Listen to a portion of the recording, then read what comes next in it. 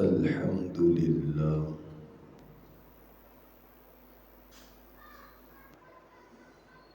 الحمد لله الذي لا إله إلا هو الحي القيوم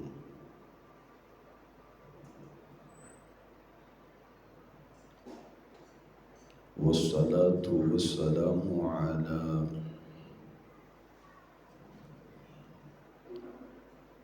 سيد المرسلين خاتم النبيين والمعصومين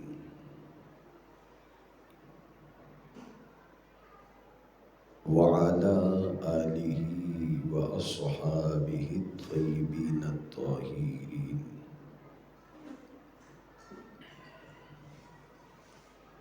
أما بعد، أعوذ بالله من الشيطان الرجيم. بسم الله الرحمن الرحيم. إن الله يأمر بالعدل والإحسان وإيتاء ذي القربى وينهى عن الفحشاء والمنكر والبغي يعظكم لعلكم تذكرون.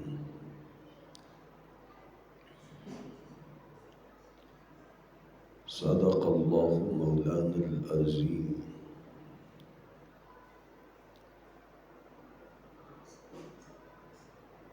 وصدق رسوله النبي الكريم.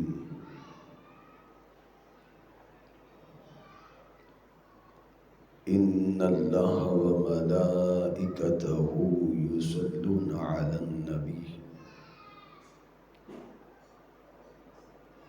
يا أيها الذين آمنوا صلوا عليه وسلموا تسلیما. درود پاک بآواز بلند. الصلاة والسلام علیک یا سیدی یا رسول اللہ. الصلاة والسلام علیک یا سیدی یا حبیب اللہ. الصلاة والسلام علیک یا سیدی یا رحمة للعالمین وعلى آلك وأصحابك يا سيدي يا خاتم النبيين. ربي اشرح لي صدري ويسر لي أمري واحلل عقدة من لساني يفقهوا قولي. رضيت بالله ربا وبالإسلام دينا وبمحمد صلى الله عليه وسلم نبيا ورسولا.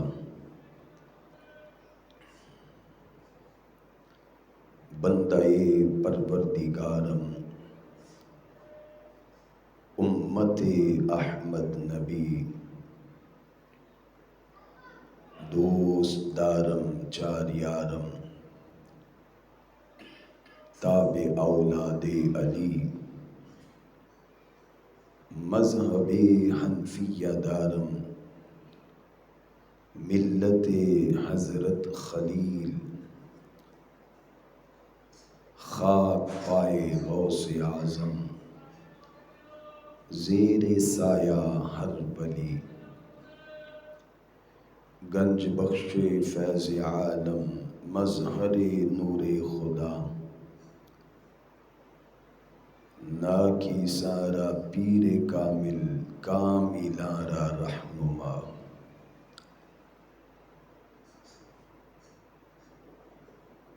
اللہ تبارک و تعالی جل جلالہ اعظم شانہ اتم برہانہ جل ذکرہ اعز اسمہ کی حمد و ثنا حضور سرور کائنات مفخر موجودات زینت بزم کائنات قائد المرسلین خاتم النبیین سید سرورام حامی بے کسام تاجدار ختم نبوت و ختم معصومیت کے دربار میں انتہائی ادب و احترام کے ساتھ نذرانہ تبریک ہدیہ درود و سلام پیش کرنے کے بعد احباب ذی وقار وارثان محراب و منبر ارباب فکر و دانش حاملین عقیدہ اہل سنت معزز و محترم محتشم سامعین و ناظرین و حاضرین، رب ذوالجلال کے فضل و توفیق سے آج کے درس جمعۃ المبارک میں جس موضوع پر کلام کرنے اور سماعت کی سعادتیں حاصل کریں گے وہ موضوع ہے اسلام کا نظام عدل۔ دعا ہے کہ اللہ تعالی مجھے اس عظیم مسند پر بیٹھ کر بیان حق کی توفیق عطا فرمائے اور ہم سب کو سماعت حق کے بعد اللہ تعالی اس پہ عمل کرنے کی توفیق عطا فرمائے۔ جیسا کہ آپ احباب اس بات سے بخوبی واقف ہیں کہ ملک پاکستان کی حالت ہر آنے والے دن ہمیں حالت زار نظر آ رہی ہے، اور ملک پاکستان کا ہر باسی پریشانی کا شکار نظر آتا ہے۔ اگر کوئی صاحب مال ہے تو وہ بھی پریشان ہے، اگر کوئی فقیر ہے تو وہ بھی پریشان ہے، اگر کسی کے پاس رزق کی فراوانی ہے تو پاکستان میں وہ بھی مشکلات کا شکار ہے، اگر کوئی قلت رزق کا حامل ہے تو وہ بھی پاکستان میں پریشان نظر آتا ہے۔ تو ہم نے یہ دیکھنا ہے کہ آخر ان پریشانیوں کا سبب کیا ہے، آخر مسلمان کی حالت ہر آنے والے دن ابتر کیوں ہو رہی ہے، آخر مسلمان ہی کیوں مشکلات میں جکڑا جا رہا ہے، سبب کیا ہے جس کی وجہ سے ہمیں خوشی کی فضا نظر نہیں آتی۔ سبب کیا ہے؟ ہمیں بہاروں میں خوبصورتی نظر نہیں آ رہی۔ سبب کیا ہے کہ ہمیں چاند و سورج کی چمک کے باوجود چاشنی میسر نہیں ہے۔ سبب کیا ہے کہ ہمیں نعمتوں کی فراوانی کے باوجود برکت نصیب نہیں ہے۔ تو اگر ہم ان تمام چیزوں کی طرف نظر کرتے ہوئے اس اپنے سوال کو لے کر قرآن و حدیث کے سامنے رکھیں تو ایک ہی جواب آتا ہے، جو قومیں عدل و انصاف کو ترک کر دیتی ہے وہ ذلیل و رسوا ہو جاتی ہے۔ جن قوموں میں عدل ترک کر دیا جاتا ہے، جن اداروں میں عدل ختم ہو جاتا ہے، جن ممالک کے اندر عدل کی فضا کو ٹھیس پہنچ جاتی ہے، ان ممالک کے اندر لوگ خوشیوں کو ترستے ہیں۔ ان ممالک کے اندر لوگ اپنی حقوق کو ترستے ہیں۔ ان ممالک کے اندر لوگ رزق کی فراوانی کے باوجود پریشان نظر آتے ہیں۔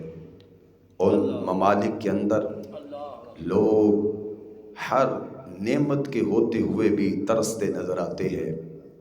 سبب کیا ہے؟ تو قرآن و سنت کی روح سے ایک ہی سبب نظر آتا ہے کہ آج ہمارے ملک سے عدل کو دیس نکالنا مل چکا ہے۔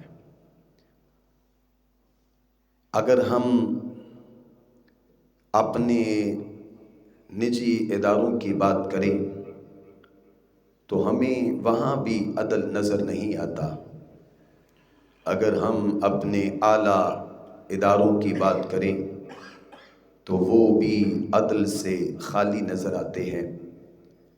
آپ محلے کے کسی سیکٹری کے پاس چلے جائیں تو وہ بھی آپ کو ظلم کرتا نظر آئے گا۔ ناانصافی اس کا بھی مقدر بن چکا ہے۔ اگر آپ علاقے کے کونسلر کے پاس جاتے ہیں تو وہ بھی آپ کو ناانصافی کرتا نظر آئے گا۔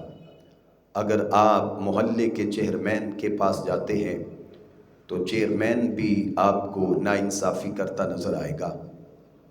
اگر آپ علاقے کے M P A M N A کے پاس جاتے ہیں تو وہاں بھی آپ کو ناانصافی کی نحوست نظر آئے گی۔ اگر ہم اپنے محکموں کی طرف نظر کریں تو چھوٹے چھوٹے محکموں سے لے کر بڑے بڑے اداروں تک ہمیں کہیں بھی عدل نام کی کوئی چیز نظر نہیں آتی۔ یوں سمجھ لیں کہ ہمارے معاشرے میں مکمل طور پہ ہر ادارے کے اندر ناانصافی کی نحوست داخل ہو چکی ہے۔ اگر ہم پولیس ڈپارٹمنٹ کی بات کریں تو وہاں بھی ناانصافیوں کی بھرمار ہے۔ اگر ہم اعلیٰ عدلیہ کی بات کریں تو وہاں بھی ناانصافیوں کی بھرمار ہے۔ اگر ہم اپنی بڑی بڑی قیادتوں کی بات کریں تو وہ بھی ناانصافیوں میں بہت زیادہ آگے نکلے ہوئے نظر آتے ہیں۔ اگر ہم اپنی اسمبلیوں کی بات کریں، اپنی سینٹ کی بات کریں تو وہاں بھی ہمیں عدل نظر نہیں آتا۔ تو میرے بھائیوں، آج اگر ہر مسلمان پریشان ہے، آج اگر ملک پاکستان میں رہنے والا ہر چھوٹا ہر بڑا مصائب و الام میں گھرا ہوا ہے، اگر ملک پاکستان میں رہنے والا ہر بندہ خوشگوار لمحوں کو ترس رہا ہے، تو اس کی بڑی وجہ اور بڑا سبب یہ ہے کہ آج ہمارے اداروں سے عدل کو دیس نکالا مل چکا ہے۔ اور جن اداروں سے عدل نکل جاتا ہے، جن وزراء سے عمراء سے عدل کا دامن چھوٹ جاتا ہے، پھر ان کے ماتحت جو ہے وہ خوشی کو ترستے ہیں۔ آج بھی اگر ہم یہ چاہتے ہیں کہ ہمیں سکون میسر آئے، آج بھی اگر ہم یہ چاہتے ہیں کہ ہمارے تمام تر معاملات میں برکات ہوں اور ہم جس جگہ پہ بھی جائیں ہمیں ہمارا حق ملے، تو سب سے پہلی چیز جو ہے وہ عدل کی فضا کو قائم کرنا ہے۔ حضرت سیدنا عمر ابن عبدالعزیز کا دور مقدس تھا، تو حضرت سیدنا عمر ابن عبدالعزیز سے کسی نے پوچھا کہ ہم دیکھتے ہیں کہ آپ کے معاشرے میں بڑا امن ہے، آپ کے ماتحت ترقی کی راہ پر گامزن ہے، آپ کے ماتحت خوشحالی کے ساتھ دوچار ہے، آپ کے ماتحتوں کے مال کی بھی حفاظت ہے اور جان کی بھی حفاظت ہے، تو یہ تو بتائیں کہ اس کا سبب کیا ہے، کون سی وجہ ہے جس سبب یہ سارے لوگ بڑے پرسکون نظر آتے ہیں اور بڑی خوشگوار زندگی گزار رہے ہیں۔ تو حضرت عمر بن عبدالعزیز نے ایک ہی جملہ ارشاد فرمایا کہ جب اللہ نے مجھے لوگوں کی امارت عطا کی اور مجھے مسلمانوں کا حکمران بنایا، تو میں نے سب سے پہلے یہ اعلان کیا کہ اگر کسی نے حق مارا ہے تو وہ میرے پاس پہنچے، جتنی دیر تک کسی غریب کا حق میں اس کو واپس نہیں دلوا دیتا اتنی دیر تک میں چین سے نہیں بیٹھوں گا۔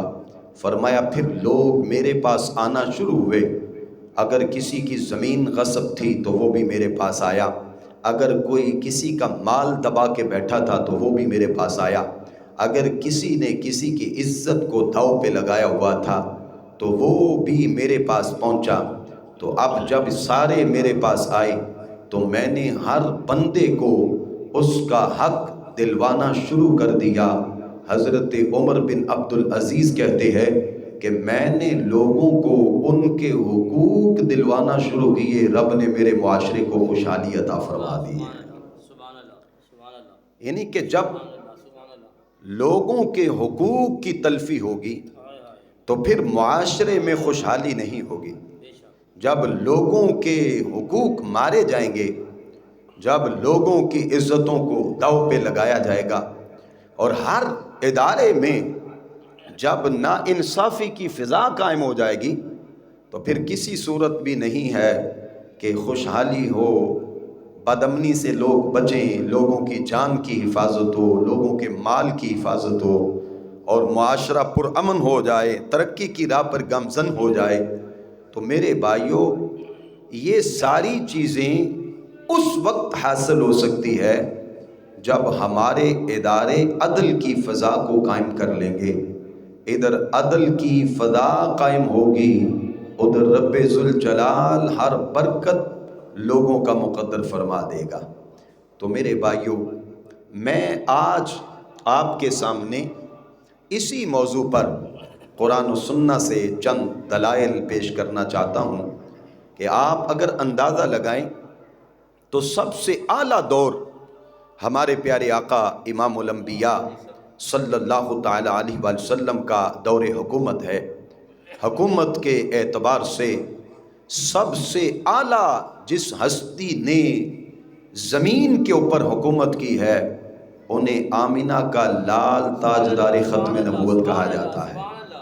پھر ان کے بعد اگر دیکھا جائے تو حضرت سیدنا صدیق اکبر کا دور بڑا مثالی دور ہے، حضرت فاروق اعظم کا دور بڑا مثالی دور ہے، حضرت عثمان غنی ہوں یا علی المرتضیٰ ہوں علیہم الرضوان، یہ وہ عظیم لوگ ہیں جن کو رب ذوالجلال نے اپنے ادوار میں اعلیٰ حکومتیں کرنے کی توفیق عطا فرمائی ہے۔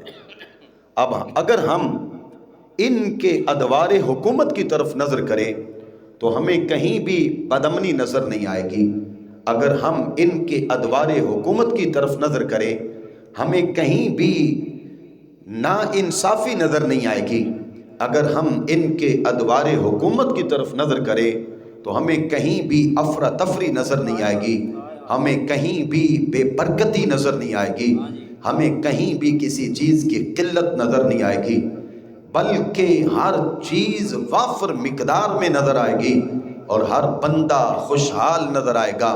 یہاں تک کہ اگر کوئی اعلیٰ محل میں بیٹھا ہے تو وہ بھی خوشحال ہے، اگر کسی کو تنکوں کی جھونپڑی نصیب ہے تو وہ اپنی جھونپڑی کے اندر خوشحال نظر آتا ہے۔ سبب کیا تھا؟ کس وجہ سے وہ لوگ خوشحال تھے اور کس وجہ سے ان لوگوں کو یہ عزتیں، یہ رفعتیں نصیب تھی؟ تو یہ بات یاد رکھو کہ ان ادوار میں عدل و انصاف کی فضا قائم تھی۔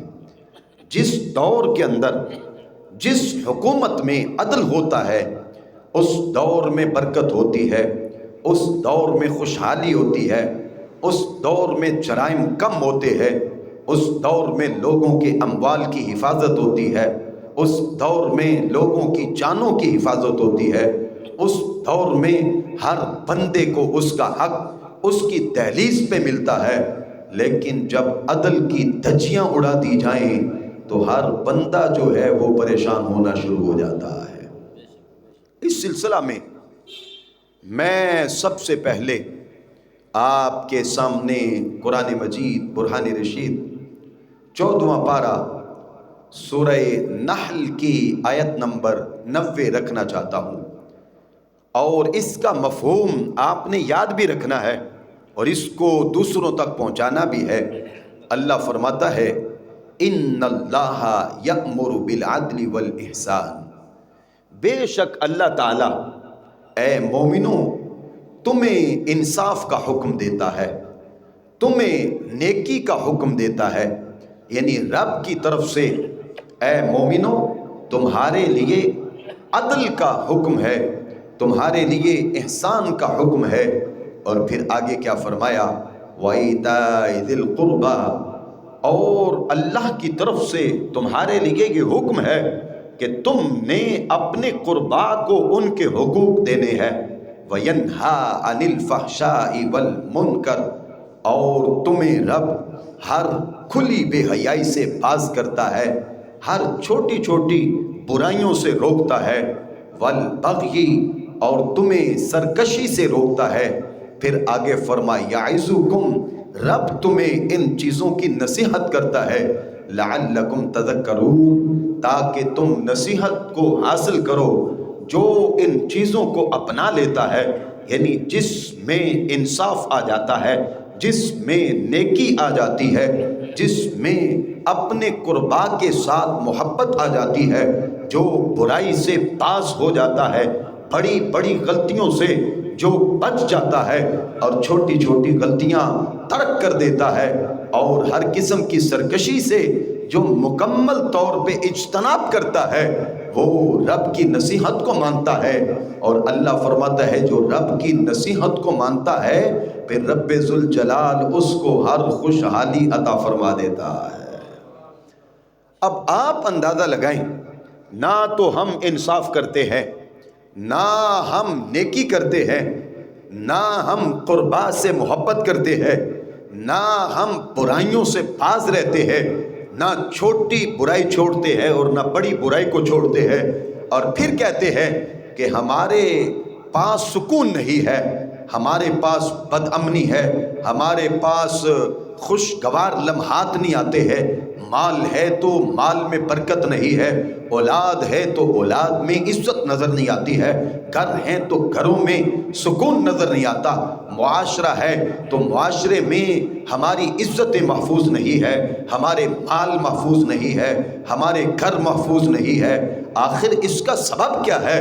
تو میرے بھائیو سبب یہ ہے کہ جس معاشرے سے عدل نکل جاتا ہے، جس معاشرے سے نیکی نکل جاتی ہے، جس معاشرے میں قربا کے حقوق پامال کر دیے جاتے ہیں، جس معاشرے میں بے حیائی عام ہو جاتی ہے، جس معاشرے میں چھوٹی چھوٹی غلطیوں کو نیکی سمجھ کے لوگ کرتے ہیں، جس معاشرے میں ہر سرکشی کو اپنے سینے سے لوگ لگا لیتے ہیں، تو پھر ایسے معاشرے میں نحوستیں داخل ہوتی ہے، ایسے معاشرے میں بے برکتیاں داخل ہوتی ہے، ایسے معاشرے میں پھر بے سکونیاں آتی ہے، ایسے معاشرے میں خوشگوار لمحات نہیں آتے، ایسے معاشرے میں پھر افراتفری آتی ہے، ایسے معاشرے میں پھر امن نہیں آتا بلکہ بد امنی آتی ہے، ایسے معاشرے میں ترقی نہیں آتی بلکہ زوال آتا ہے، ایسے معاشرے میں خوشحالی نہیں آتی بلکہ غم آتے ہیں، ایسے معاشرے میں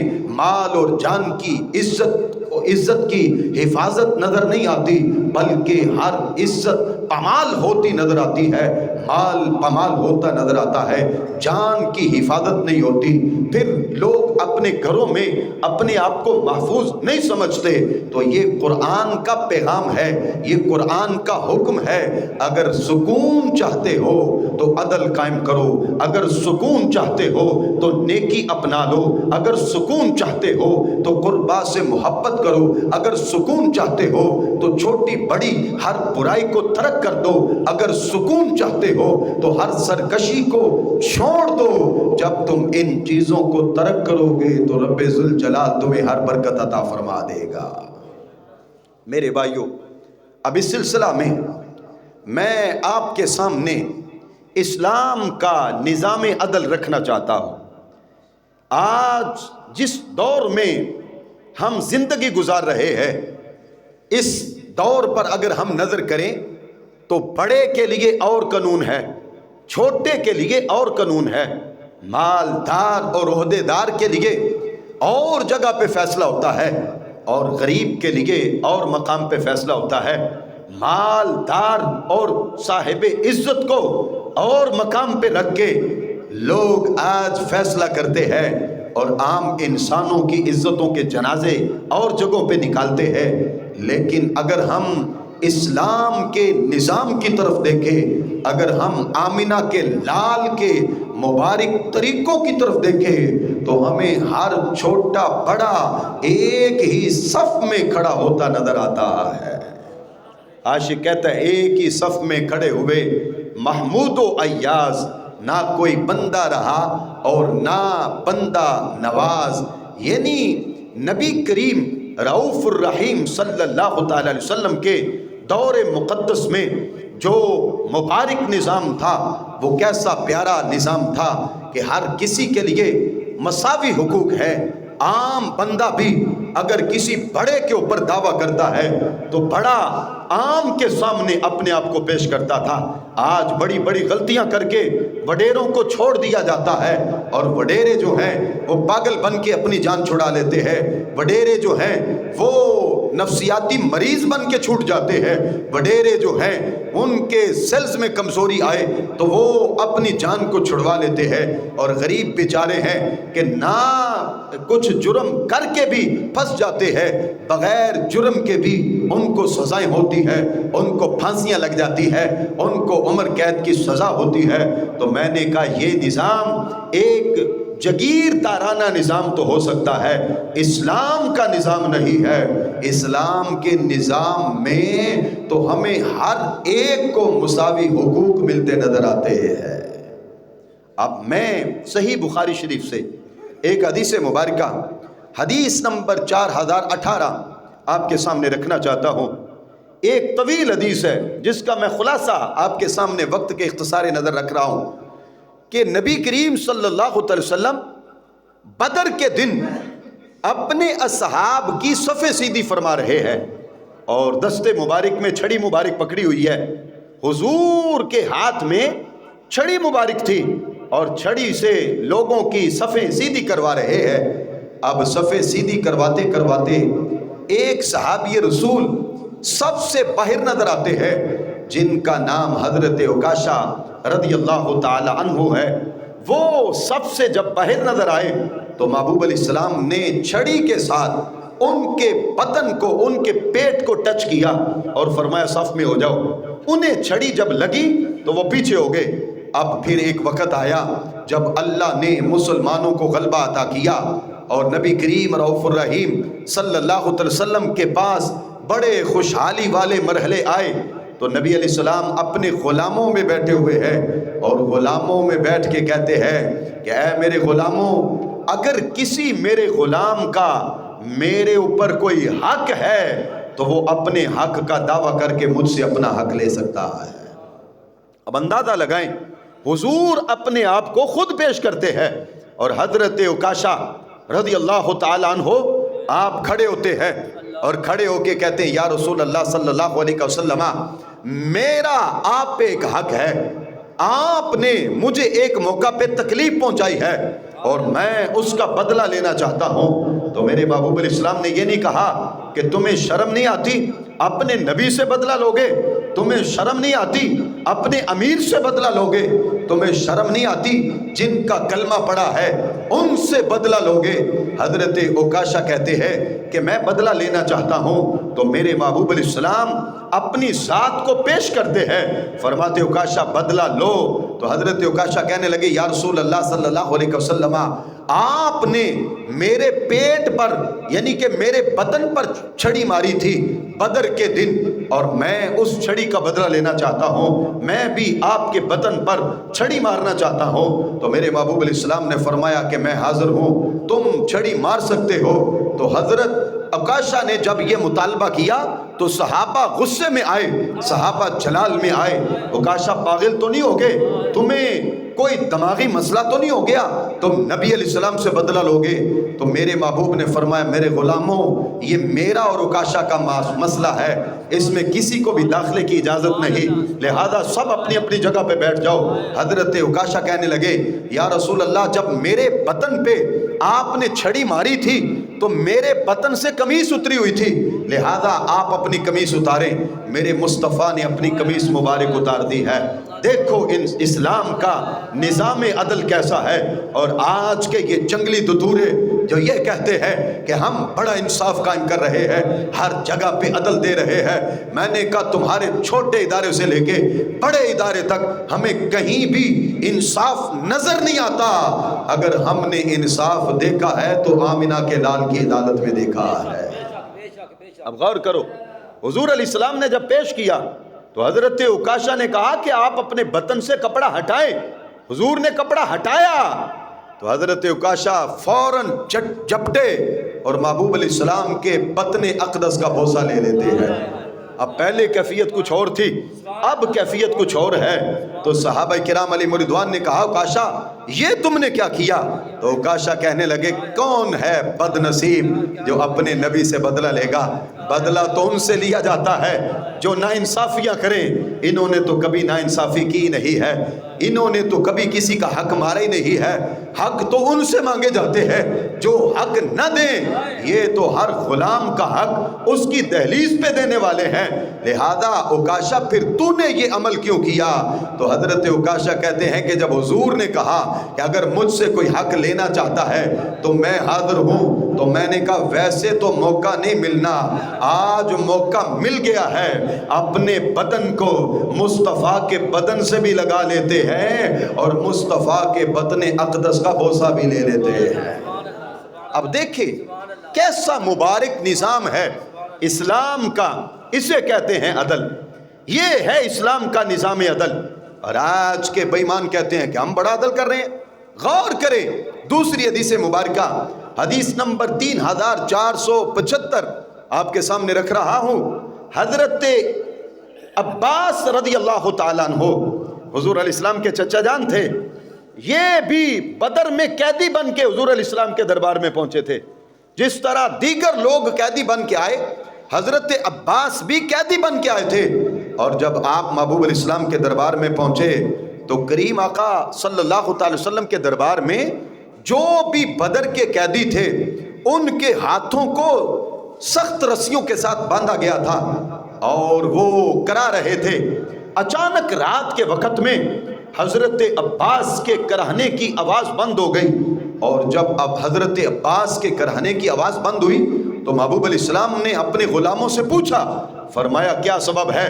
کہ پہلے تو میں اپنے چچا جان کی تکلیف کی آواز محسوس کر رہا تھا، سماعت کر رہا تھا، اور اب تھوڑی دیر سے مجھے آواز نہیں آ رہی۔ تو لوگوں نے کہا حضور وہ آپ کے چچا ہیں اور ان کے بدن کو سختی سے باندھا گیا تھا، اور سختی سے باندھنے کی وجہ سے وہ کرا رہے تھے تو محبوب علیہ السلام نے فرمایا کیا صرف میرے چچا کو ہی باندھا گیا تھا یا کہ سب کو ایک سا باندھا گیا؟ تو غلام کہنے لگے یا رسول اللہ سب کو ایک جیسا باندھا گیا تھا۔ فرمایا پھر میرے چچا کے بند کس نے ڈھیلے کیے ہیں، کس نے ان کی گریں ہلکی کی ہے؟ تو امیر قافلہ کہنے لگے یا رسول اللہ میں نے کی ہے۔ تو محبوب علیہ السلام نے فرمایا تم نے ناانصافی کی ہے، میرے دین میں یہ نہیں کہ جو اپنا ہو اس کو سزا کم دی جائے اور جو پرایا ہو اس کو سزا زیادہ دی جائے، بلکہ میں وہ نظام لے کے آیا ہوں جو غریب کے لیے بھی وہی ہے، اپنوں کے لیے بھی وہی ہے۔ فرمایا جس طرح میرے چچا کے بند ڈھیلے کیے ہیں، ہر بدر کے قیدی کے بند ڈھیلے کیے جائیں، اور پھر اندازہ لگائیں جب فدیے کی باری آئی کہ فدیہ دو اور جان چھڑاؤ تو لوگوں نے کہا یا رسول اللہ اپنے چچا جان کے لیے رعایت فرمائیں، یعنی ان کو تھوڑی رعایت دیں، ان سے کم فدیہ لے لیں۔ تو میرے نبی نے فرمایا نہیں، میں وہ نظام نہیں لے کے آیا جو عام کے لیے اور ہو اپنوں کے لیے اور ہو، میں تو وہ نظام لے کے آیا ہوں جس میں سب کو برابر حقوق دیے جاتے ہیں۔ یہ اسلام کا نظام عدل ہے۔ تو سرکار نے جتنا فدیہ دیگر لوگوں سے لیا اتنا حضرت عباس سے وصول کیا، اور بغیر فدیہ لیے نہیں چھوڑا، بلکہ جن کے پاس فدیہ دینے کی طاقت نہیں تھی ان کو حضور نے فرمایا کہ اگر تم قرآن سے کچھ جانتے ہو تو میرے ان غلاموں کو جن کو قرآن نہیں آتا کچھ سکھاؤ، تو میں تمہیں اس کے بدلے میں بھی چھٹی دے دوں گا۔ لیکن اندازہ لگاؤ کہ لوگوں نے کہا کہ چچا کے لیے رعایت فرمائیں، تو میرے نبی نے فرمایا میں وہ دین لے کر نہیں آیا جو چچے کے لیے رعایت والا ہو اور غریبوں کے لیے سختی والا ہو، میں تو وہ دین لے کے آیا ہوں جس میں سب کو برابر حقوق دیے جاتے ہیں۔ بلکہ ایک موقع پہ صحیح بخاری میں اور یہ حدیث مبارکہ موجود ہے، حدیث نمبر 3475 ہے، میرے اور آپ کے کریم آقا امام الانبیاء صلی اللہ تعالی وسلم کے دربار میں ایک قبیلہ بنو مخزوم کی لڑکی کا معاملہ پیش ہوا جس کا نام فاطمہ مخزومیہ تھا۔ اس نے چوری کی تھی اور حضور علیہ السلام کے دربار میں جب اس کا جرم پیش ہوا تو محبوب علیہ السلام نے فرمایا کہ اس کے ہاتھ کاٹے جائیں۔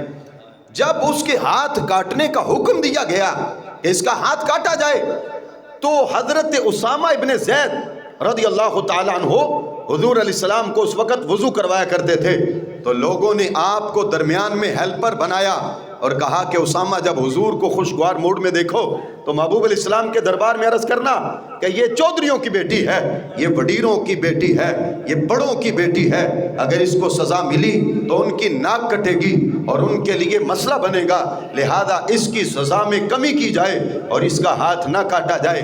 تو حضرت اسامہ ابن زید کہتے ہیں میں نے دیکھا حضور بڑے خوشگوار موڈ میں تھے تو میں نے محبوب علیہ السلام کے دربار میں استغاثہ پیش کیا، یا رسول اللہ صلی اللہ علیہ وسلم آپ ایسے کریں کہ فاطمہ جو مخزومیہ ہے اس کی سزا معاف فرما دیں یا اس کی سزا کم کر دیں، یعنی کہ اس کے ہاتھ نہ کاٹے کوئی اور سزا دے دیں۔ تو حضرت اسامہ کہتے ہیں جب میں نے یہ بات کی تو میرے مصطفیٰ کا چہرہ اقدس سرخ ہو گیا، گویا کہ یوں لگتا تھا جیسے انار جو ہے وہ چہرے پہ نچوڑ دیا گیا ہو۔ جلال میں آئے، ممبر پہ جلوہ گر ہوئے اور ممبر پہ جلوہ گر ہو کے لوگوں کو جمع کیا۔ جمع کرنے کے بعد میرے نبی نے اپنے غلاموں کو ایک ہی جملہ بولا ہے، فرمایا تم کیا سمجھتے ہو کہ میری عدالت میں بڑوں کے لیے اور قانون ہوتا ہے، غریبوں کے لیے اور قانون ہوتا ہے، چوہدریوں کے لیے اور قانون ہے اور عام لوگوں کے لیے اور قانون ہے؟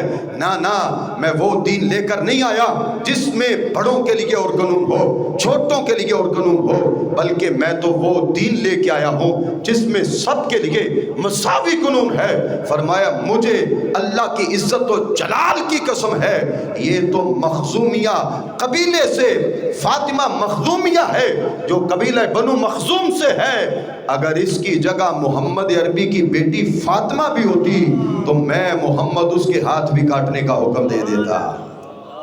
یہ ہے اسلام کا نظام عدل۔ کیوں برکتیں نہ آتی، کیوں رحمتیں نہ آتی، کیوں ہر بندے کو خوشی اس کی دہلیز پہ نہ ملتی؟ انسان تو انسان رہے، میرے نبی نے تو جانوروں سے بھی عدل کرنے کا حکم دیا ہے۔ مسند حنبل میں حدیث نمبر 17576 ہے، کریم آقا ایک سفر پہ تھے، ایک اونٹ جو ہے وہ پانی نکال رہا تھا ایک کنویں سے، اور اس کے مالک نے اس کو پانی نکالنے کے لیے مکمل طور پہ ساز و سامان اس کے اوپر باندھا ہوا تھا، اور اونٹ پانی نکال رہا ہے۔ جب اس کی نظر مصطفیٰ پہ پڑی تو اچانک بن بنانے لگا۔ جب اونٹ بن بنانے لگا تو میرے مصطفیٰ نے اس کی آواز کو سن کے فوراً اونٹ کی داد رسی کے لیے اس کے قرب کو ترجیح دی ہے، اور جب سرکار اس کے قرب میں آتے ہیں تو حضور نے اس سے گفتگو کی، اونٹ مصطفیٰ سے بات کرتا ہے، اور حضور نے اس کے مالک کو بلایا، مالک کو بلا کے فرمایا کہ اس سے کمائی کرتا ہے، اس سے مال کماتا ہے، اپنے آپ کو پالتا ہے، اپنے بچوں کو پالتا ہے۔ کہنے لگا جی یا رسول اللہ ایسا ہی ہے۔ تو فرمایا پھر اس کا حق کیوں نہیں ادا کرتا؟ یہ تیری شکایت کر رہا ہے کہ کام زیادہ لیتا ہے، چارہ تھوڑا دیتا ہے۔ یہ نہ سمجھنا کہ میں صرف انسانوں کا رسول بن کے آیا ہوں، بلکہ میرے رب نے تو مجھے جانوروں کے لیے بھی رحمت بنا کے بھیجا ہے۔ بات سمجھ آئی کہ نہیں؟ تو دیکھو یہ اسلام کا نظام عدل ہے، جانوروں سے بھی سختی نہیں کرنی اور جانوروں کے حقوق بھی ادا کرنے ہیں، جانوروں سے بھی ظلم نہیں کرنا۔ اب جس دین میں جانوروں سے ظلم نہیں، اس دین میں انسانوں پہ ظلم کیسے قبول ہوگا؟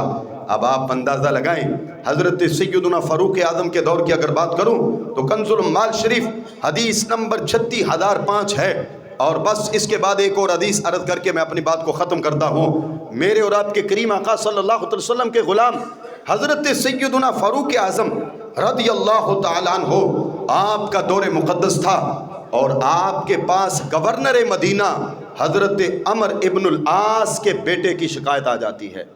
جب حضرت عمر ابن العاص کے بیٹے کی شکایت ہے تو مصر کا ایک آدمی تھا جس نے شکایت کی، اور شکایت کیا کی؟ کہنے لگا کہ مدینہ کے جو گورنر حضرت عمر ابن العاص ہیں، انہوں نے، ان کے بیٹے نے میرے ساتھ ریس لگائی، دوڑ لگائی، اور وہ دوڑ میں ہار گئے، پیچھے رہ گئے، میں جیت گیا، تو وہ غصے میں آ کے مجھے کوڑے مارنے لگے، اور یہ کہتے ہیں کہ تو ابن کریمین سے آگے بڑھتا ہے، تجھے نہیں پتا کہ میرے اجداد میں عمر بھی ہیں اور عمر ابن العاص بھی ہیں، اور تو میرے ساتھ دوڑ میں آگے بڑھتا ہے، تجھے پیچھے رہنا چاہیے تھا۔ اب وہ مصری بندہ جب حضرت فاروق اعظم کے پاس آیا تو آپ نے فوراً خط لکھا حضرت عمر ابن العاص کو، اپنے دربار میں طلب کیا، فرمایا بیٹے کو بھی لاؤ، خود بھی آؤ۔ جب وہ پہنچے تو حضرت فاروق اعظم نے ان کو درہ پکڑایا، اور درہ پکڑا کے فرمایا ابن کریمین کو درے مارو، اس کو درے مارو، جتنے درے اس نے تمہیں مارے ہیں اتنے مارو۔ اب وہ عمر ابن العاص کا بیٹا حسرت بری نگاہوں سے فاروق اعظم کی طرف دیکھتا ہے کہ یا امیر المومنین، میں آپ کا قریبی ہوں، میں گورنر کا بیٹا ہوں، اور میرے لیے یہ سزا کا اہتمام کروا دیا گیا۔ تو فاروق اعظم نے فرمایا میرے مصطفیٰ نے جو ہمیں دین دیا ہے اس میں یہ نہیں کہ اپنوں کے لیے سزا کی معافی ہو اور غیروں کے لیے سزا ہو، اگر جرم میرا بیٹا بھی کرتا تو جو سزا تیرے لیے مقرر کی ہے وہی اپنے بیٹے کے لیے فاروق اعظم مقرر کر دے۔ یہ اسلام کا نظام عدل۔ خوشحالیاں کیسے آئیں گی جب کسی جگہ پہ عدل ہی نہیں ملے گا؟ پولیس ہے تو وہ ناانصاف، عدالت ہے تو وہ رشوت خور، وکلاء ہے تو وہ رشوت خور، کونسلر ہے تو وہ رشوت خور، چیئرمین ہے تو وہ رشوت خور، سیکٹری ہے تو وہ رشوت خور، ہم ندا ہیں تو خود اپنے ہاتھوں ان کو رشوت دیتے ہیں، اور پھر کہتے ہیں کہ جی خوشحالی نہیں آتی، مال کی حفاظت نہیں ہے، جان کی حفاظت نہیں ہے، معاشرے میں امن نہیں ہے، سکون میسر نہیں ہے۔ میں نے کہا آؤ میں قرآن و سنت سے یہ دعوت فکر دے رہا ہوں، اگر امن چاہتے ہو، خوشحالی چاہتے ہو، سکون چاہتے ہو تو انصاف کی فضا کو قائم کرو، عدل کرو، رب ذوالجلال تمہیں ہر جگہ پہ امن و سکون اور سلامتی عطا فرما دے گا۔ آخری بات کرتا ہوں حلیۃ الاولیاء سے، جلد نمبر 4 صفحہ نمبر 151 ہے۔ حضرت ابو نعیم اس بات کو لکھتے ہیں کہ حضرت سیدنا علی المرتضیٰ شیر خدا رضی اللہ تعالیٰ عنہ کی زرہ گر گئی، اور ایک موقع پہ جب حضرت علی کی زرہ گری تو ایک یہودی نے اٹھا لی۔ ایک وقت گزرا، وقت گزرنے کے بعد حضرت علی نے اس یہودی کے پاس اپنی زرہ کو دیکھا، اور جب دیکھا تو آپ نے مطالبہ کیا، فرمایا یہ زرہ تو میری ہے، لہذا میرے حوالے کرو۔ تو وہ یہودی کہنے لگا نہیں جی، یہ زرہ آپ کی نہیں، یہ زرہ میری ہے اور میں آپ کو نہیں دوں گا، یہ میری ہے اور میں اپنے پاس رکھوں گا۔ آپ نے فرمایا یار یہ زرہ میری ہے، مجھے دے دو۔ تو وہ کہنے لگا جی ایسے نہیں ملے گی، پہلے اس کو اسلام کی عدالت میں لے کے چلتے ہیں، اور اسلام کی عدالت اگر تمہارے حق میں فیصلہ کرے تو علی زرہ آپ کی ہے، اگر میرے حق میں فیصلہ کرے تو زرہ میری ہے۔ تو اس وقت قاضی تھے حضرت قاضی شریح رحمت اللہ تعالی علیہ، حضرت علی المرتضیٰ شیر خدا کے دور مقدس میں جو قاضی القضاۃ تھے، ان کا نام حضرت قاضی شریح رحمت اللہ تعالی علیہ تھا۔ اب یہودی نے کہا کہ یہ فیصلہ قاضی شریح کے پاس لے کر چلتے ہیں۔ المختصر جب قاضی شریح کے پاس فیصلہ لے کر آئے تو حضرت قاضی صاحب نے یہ نہیں دیکھا کہ سامنے امیر المومنین ہے، دماد رسول ہے، شوہر بطول ہے، علی المرتضیٰ ہے، اتنی عظیم شان کا مالک ہے کہ جن کو میرے مصطفیٰ نے علم کا دروازہ کہا ہے، وہ علی میرے سامنے ہے۔ قاضی صاحب نے کہا جی کس طرح آنا ہوا؟ حضرت علی نے کہا یہ زرہ میری ہے، اس یہودی کے پاس ہے، لہذا یہ مجھے واپس دلوائی جائے۔ یہودی کہنے لگا جی زرہ میری ہے۔ تو قاضی صاحب نے فرمایا اچھا چلو اپنے اپنے گواہ پیش کرو۔ کیا کرو؟ اپنے اپنے گواہ پیش کرو۔ اگر گواہ علی کے سچے ہیں تو زرہ علی کو ملے گی، اگر گواہ یہودی کے سچے ہیں تو زرہ یہودی کو ملے گی۔ اب قصہ مختصر، جب گواہ پیش کرنے کا حکم ہوا تو حضرت علی نے کہا کہ ایک میرا گواہ میرا غلام قمبر ہے، ایک میرا گواہ میرا غلام، اور دوسرا میرا گواہ میرا بیٹا حسین ہے۔ اب دیکھو گواہ تو دو تھے، لیکن باپ کے حق میں بیٹے کی گواہی اسلام میں قابل قبول نہیں ہے۔ غلام کی گواہی تو قبول ہوتی ہے، لیکن بیٹے کی گواہی باپ کے حق میں قبول نہیں۔ تو قاضی صاحب نے کہا علی ایک گواہ اور لائیں پھر فیصلہ ہوگا، کیونکہ حسین کی گواہی آپ کے حق میں قبول نہیں۔ فرمایا میرے پاس یہی دو گواہ ہیں، لہذا فیصلہ جو بھی آپ کریں مجھے منظور ہے۔ قاضی صاحب نے کہا اگر ایک گواہ ہے تو یہودی کے پاس دو گواہ ہیں، لہذا زرہ یہودی کی ہے۔ قاضی صاحب نے جب فیصلہ کیا تو یہودی رونے لگا۔ جب یہودی رونے لگا تو قاضی صاحب پوچھتے ہیں تو کیوں رو رہا ہے؟ وہ کہنے لگا کہ جو فیصلہ آپ نے کیا ہے یہی محمد عربی کا فیصلہ ہے، یہی دین اسلام کا فیصلہ ہے۔ میں نے اپنی کتابوں میں پڑھا ہے اسلام یہ نہیں دیکھتا کہ سامنے والا کون ہے، اسلام یہ نہیں دیکھتا یہ مقام میں کتنا بڑا ہے یا اس کا انداز کیا ہے، اس کی شان کیا ہے، اسلام یہ دیکھتا ہے قوانین کیا کہتے ہیں، اور قوانین کے مطابق بندہ اگر پورا اتر رہا ہے تو لہذا فیصلہ اس کے حق میں ہے۔ زرہ واقعی علی کی ہے، لیکن گواہ میرے پاس تھے، علی کے پاس نہیں تھے، لہذا آپ نے اسلام والا فیصلہ کیا۔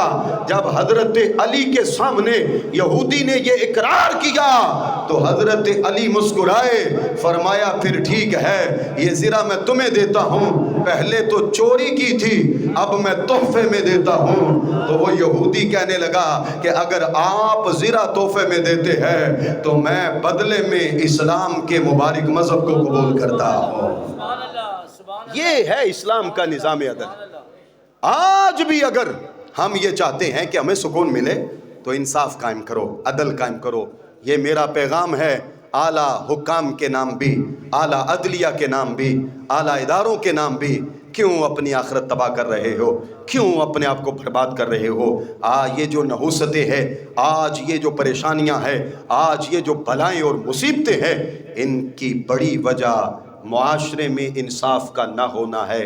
اگر ہم چاہتے ہیں ہمیں امن ملے، اگر ہم یہ چاہتے ہیں ہمیں خوشحالی ملے، اگر ہم یہ چاہتے ہیں ہمارا معاشرہ ترقی کرے، اگر ہم یہ چاہتے ہیں ہمارے مال ہماری جانوں کی حفاظت ہو، تو عدل کرو، رب ذوالجلال ہر برکت عطا فرمائے گا۔ وآخر دعوایا ان الحمدللہ۔